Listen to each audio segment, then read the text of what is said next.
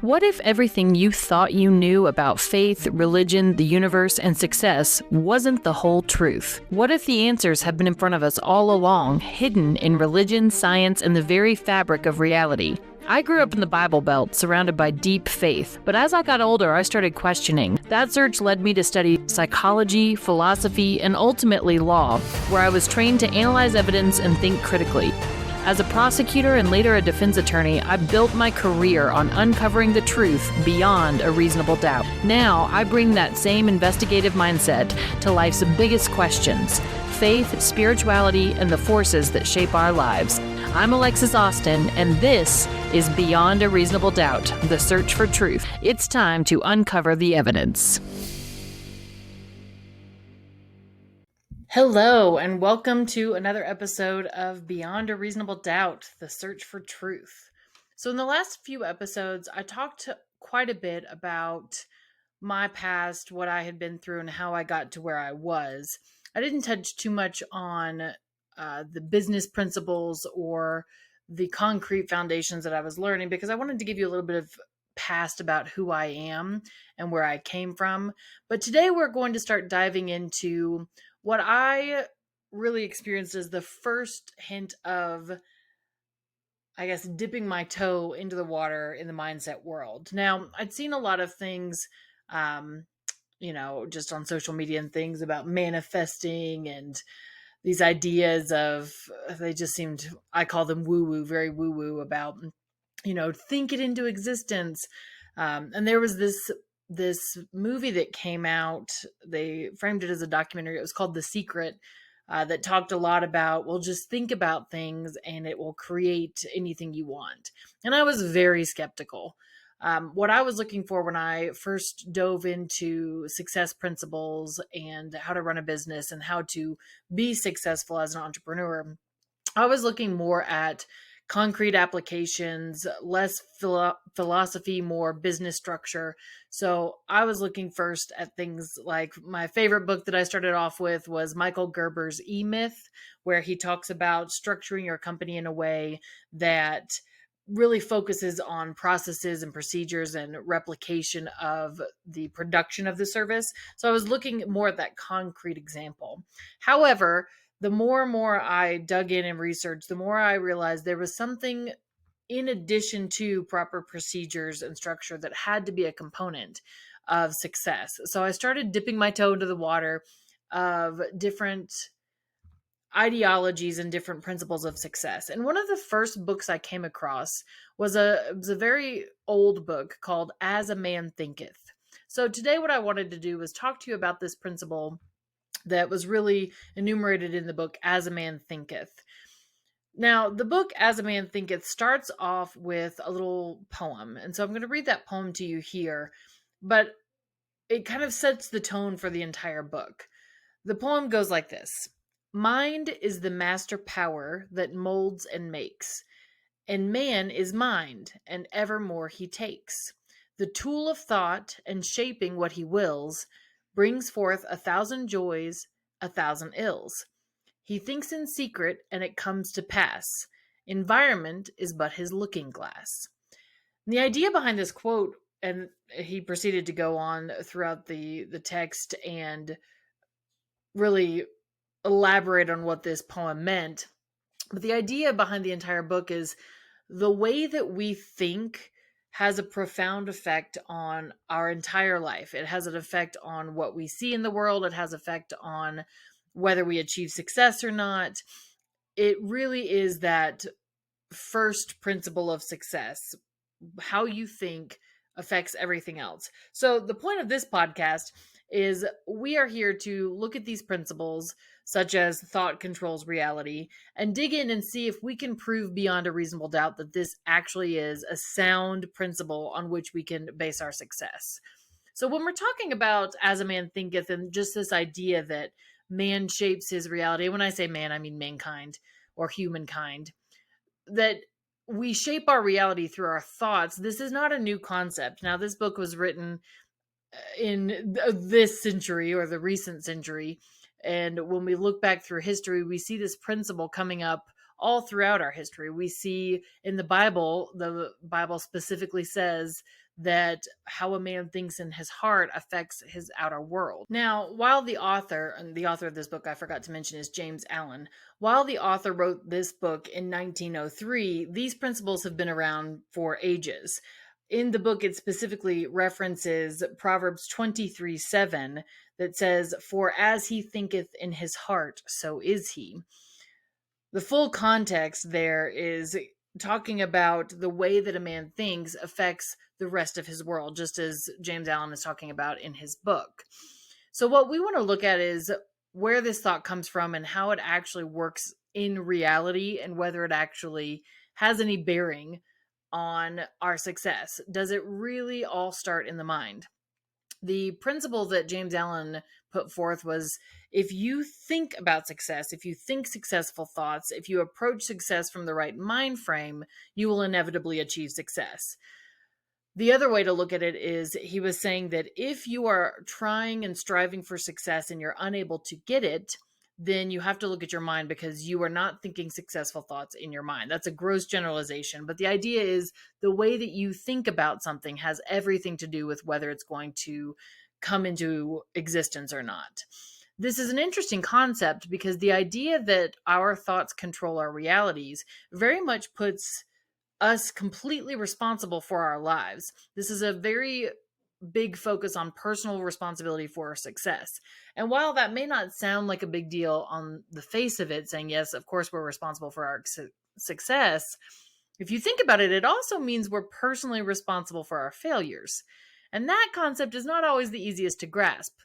It's really easy for us to say, well, I can't be responsible for not thinking properly when the marketing isn't working, or I can't be responsible for people not buying.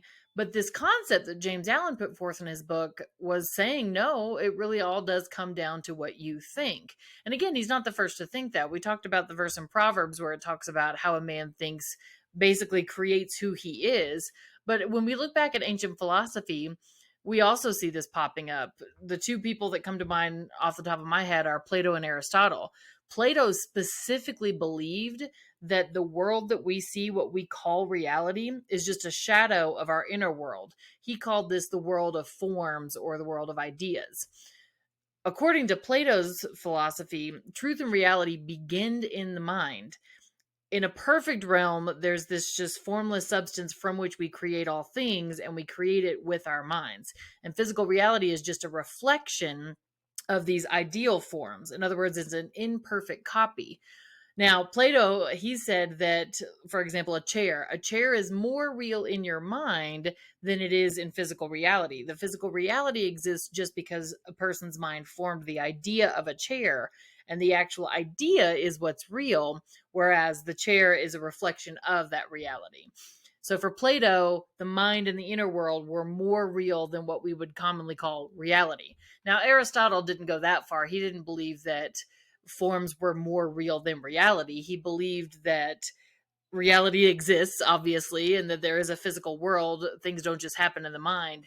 We've actually, kind of pulling back to modern day, this is a common theme that's running around in some of the more out there groups, saying that we're all stuck in a simulation. If you've heard of that, people are saying, oh, well, the world is just a simulation, or this is not real. Very much the idea of the Matrix, those movies. It's not a new thought, though. This comes from a Platonic view of the world being everything is created in your mind, and then what you see outwardly is just a reflection of the inner mind.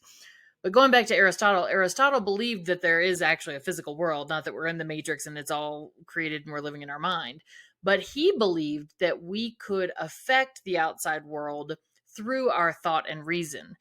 His biggest thing that he said on this particular topic was that a person can actualize their potential by the way that they think and the way they interact with the world, which makes a lot of sense. While he didn't specifically say your thoughts create reality, like physical reality, he did believe that your thoughts, and specifically your belief in certain things and belief in the right way to approach thinking, was essential to shaping your individual life and fulfilling your purpose. So it's interesting when we look back, we can see James Allen's book, As a Man Thinketh, it's that old adage, there's no new thing under the sun. This idea has been around for forever. But the question is this true? Is this real? Do our thoughts really have that big of an impact? Now, one thing that I talk about a lot in my private coaching and in my group coaching that I do with people is a lot of people believe that what we see in the outside world, like the experiences that we have, the results that we're getting specifically in our business, are just kind of haphazard. It's this idea that luck plays a very large role in whether or not we succeed in business. I personally believe that that's not true. I believe that our ideas and our thoughts and our beliefs shape our results, and our results are just a reflection of what we are thinking and doing. In other words, results are the effects. Our thoughts and our beliefs are the cause of those effects. So if you think about a cause and effect analysis, when you're looking at a result, you look at it and you say, okay, well, this is the result I'm getting. It's not the truth in and of itself. You need to dig deeper and say, okay, this is the result that I have. What am I thinking about? What is the underlying belief that I have that has created this result? That's the way that I tend to explain cause and effect in the relationship to results in success or a lack of success. Is the first part of success has to do with the way you're thinking and what you believe. But don't just take my word for it as we dig in. I always want to make sure that we are looking at things beyond a reasonable doubt. And there's more to this than just philosophy. Even though I love philosophy, like I've told you, I have a degree in philosophy and psychology. I could sit here and talk all these abstract philosophical terms all day. There is something that's really interesting that says, okay, Aristotle, Plato, James Allen, the Bible, this idea of thoughts shaping reality might actually be true. And if we dig in to science, we can see that these are actually grounded in quantum physics. When we look at quantum physics explains why or how or that our thoughts shape reality. So, if you're not familiar with quantum physics is a mind blowing field where this idea of Newtonian physics. So, Newton first posited the idea that, an apple falls from a tree, bonks him on the head. He then discovers gravity because very clearly there has to be a force in action that we can't see. And there's this idea of Newtonian physics, that we have hard physics that we had for centuries, where we would say, okay, the velocity of something compared to, and I'm not a mathematician, but looking at velocity and distance and measuring time and all of these things that would give us concrete calculations of how we understand time, how we understand distance, how we understand how the universe works. That was Newtonian physics that was explaining in very clear mathematical calculations, although the mathematics are way above my understanding. But you could mathematically determine using Newtonian physics what something was going to do based on mathematical calculations. So, for instance, if you had a ball and you had it at the top of a hill, using math, not just common sense, but common sense would tell us this ball is going to roll down the hill. A mathematical formula would also tell you that due to the principles of Newtonian physics, that ball is going to roll down the hill. Quantum physics came on the scene and blew everything up. One of the most well-known quantum physics experiments is what's known as the double slit experiment. Now, this double slit experiment is fascinating. Let me pull up some notes here. It is, when you really dig into what it means and what's going on, it's mind-blowing, but it proves this idea that thoughts actually shape reality. Now, the first double slit experiment was done in 1801 by Thomas Young, and he was a British physicist. He was trying to basically look at light. He wasn't trying to prove quantum physics or quantum theory at all, but he was trying to prove that light behaves like a wave, not like a particle. Now, this was a huge debate in physics back in the 1800s, all the way up through the 1900s, and when we finally got quantum physics, when it was discovered, or where I don't want to say discovered because that means that we didn't know, but when we were able to, the scientific community was able to describe what they were seeing, and it became this term called quantum physics. But I'll get into that in a second. Thomas Young, when he was looking at this, he was trying to prove that light acts like a wave, not a particle. There was a huge debate about Was light a wave or a particle? Now, this may not seem like a big deal, but I'll explain why this is a big deal to what we're talking about here today in a second. But just very, very generally in physics, something either acts like a wave. So when you're thinking of waves versus particles, think of a sound wave or a wave on the water, something that has a wave like function, or a particle, which is a single dot in space, a single particular thing in space. When you're visualizing this and you're visualizing the difference between a wave and a particle, you would think of a wave as kind of like this. If you're drawing it out, it's like a semicircle from the, well, it's a circle, but a semicircle expanding out in a wave, and it can cause interference with another wave pattern, whereas a particle is just a single dart of an object. So if you're thinking of it in terms of things that we see in the world, think of a stone being plopped into a pond and it creates these waves that expand out. That's the idea of light behaving like a wave. It ripples out, versus a particle, which would be like throwing a dart at a board and the dart hits a very specific point. It doesn't ripple out. So Young was trying to prove that light was a wave because previously it had been thought of as a particle. And this is where he did the double slit experiment, where he was basically shining light through a slit to see if it acted like a wave or acted like a particle. Now, again, this is getting really deep into mathematics and physics, and I do not have a degree in this, but basically, when you're looking at whether something behaves as a wave or a particle, if an object or light, I guess it's not an object, but if light were to behave as a wave, what would happen is when it passes through a slit, think about how water, if it passes through a tiny little a tiny canyon or a tiny slit in rock, water, when it goes through, it squishes in and then it expands out and acts as a wave and it goes out. And if there are two slits, then you'll see water coming through one slit and it creates a wave on the other side, water coming out through the other slit and it creates a wave on the other side. And then those waves or the ripples merge and then it affects each other's wave patterns. That's an interference pattern.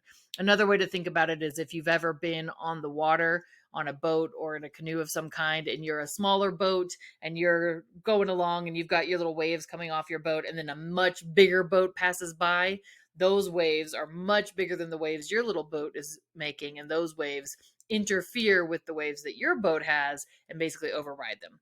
That's the idea of a wave. Now, a particle is if you're pushing light through two slits, and a light is a particle, then it's just going to show up on the other side as a tiny pinprick, a tiny point in space. It's going to be a dot, not a wave, or a particle, not a wave. So that's the idea behind the double slit experiment. They were pushing light through two slits to see if on the other side it either acted like a wave or it acted like a particle.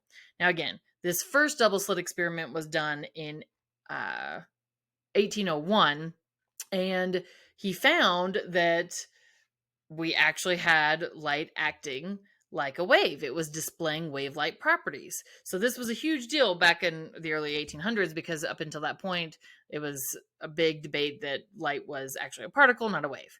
But where quantum physics comes in and quantum theory, where it really became popular and became a much more accepted theory of physics, was when people like Niels Bohr, he's a very famous, some people call him the founder of quantum physics, or Werner Heisenberg, they were looking at this same idea with a double slit experiment, looking at whether light behaved as a particle or a wave. So during this double slit experiment, though, they weren't trying to prove that it acted like a wave or a particle because different experiments had shown it could act as both. In the experiment that they were doing, sometimes when they passed light through the double slits, it acted like particles, and sometimes it acted like a wave.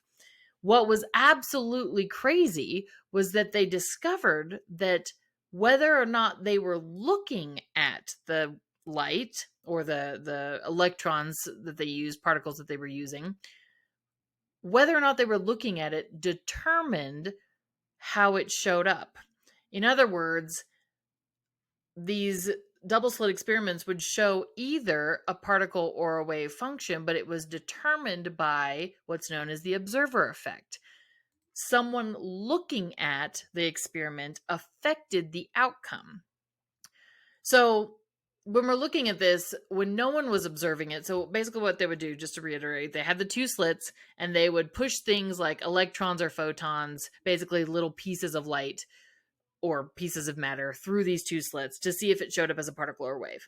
When no one was looking at the particles or looking at the photons being shoved through, then the particles went through and acted like waves. They interfered with each other. They created that interference pattern that we talked about, as if it had gone through, one little particle had gone through both slits at the same time, like water. And then the interference on the other side showed waves. But they discovered that when scientists set up a detector to observe which slit the particle was actually going through, the pattern that they saw changed completely. And then instead of noticing waves coming through, they saw the photons or the electrons acting as solid particles, like little bullets going through. So instead of having a wave function on the other side where you had interference and the data was showing an interference pattern, then you just had, when something was actually observing this, you just had two stripes, like you would see from physical matter or particles going through. What this double slit experiment proved was that just by the act of observing the experiment, in other words, literally by the act of measuring what was happening, the scientist changed the outcomes. This is wild. This was one of the first times, and this is where quantum physics is so cool. We'll dive into all kinds of theories throughout this podcast, but this was one of the first times that we were able to show with science that conscious observation plays a role in shaping physical reality. So, coming back to the question, can our thoughts shape reality? It has been proven in quantum physics that our minds actually do shape reality at that subatomic level, or the electron level, or the photon level. So this experiment shows us that the act of a human observing something changes the outcome. In other words, what we're thinking about in the experiment has an effect on the experiment itself. Nothing else changed. It was just a human's presence observing something. So, in my mind, this does prove beyond a reasonable doubt that we have the ability to affect reality just with our thoughts. It's not just woo-woo, it's not just science fiction, it's not just some philosophical text that Plato wrote way back when.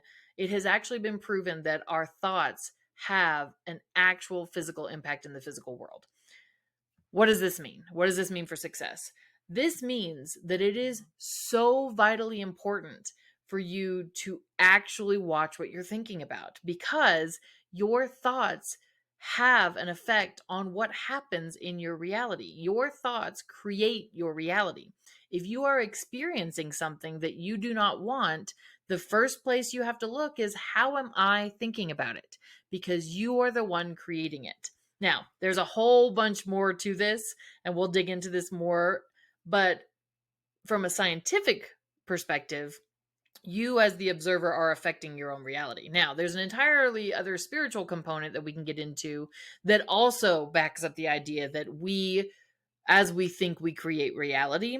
And this is pulled more from religious texts and Eastern religions and Christianity in different places. But for today, just know that science has actually proven that your thoughts affect reality.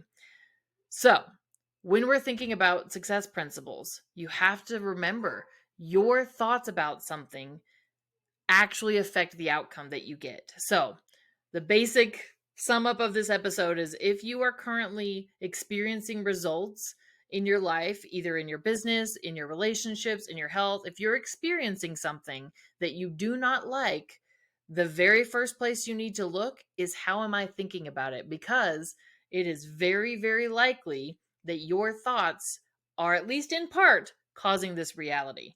So, hopefully this was helpful to help you understand this idea behind why the woo-woo is out there, what it actually means, how it actually makes scientific sense. I'm always curious to hear your thoughts. If you have any thoughts, please leave a comment. Let me know if you want to learn more about this. And go out and get James Allen's book, As a Man Thinketh. It's fantastic. And I will talk to you all next time on the next episode of Beyond a Reasonable Doubt, The Search for Truth.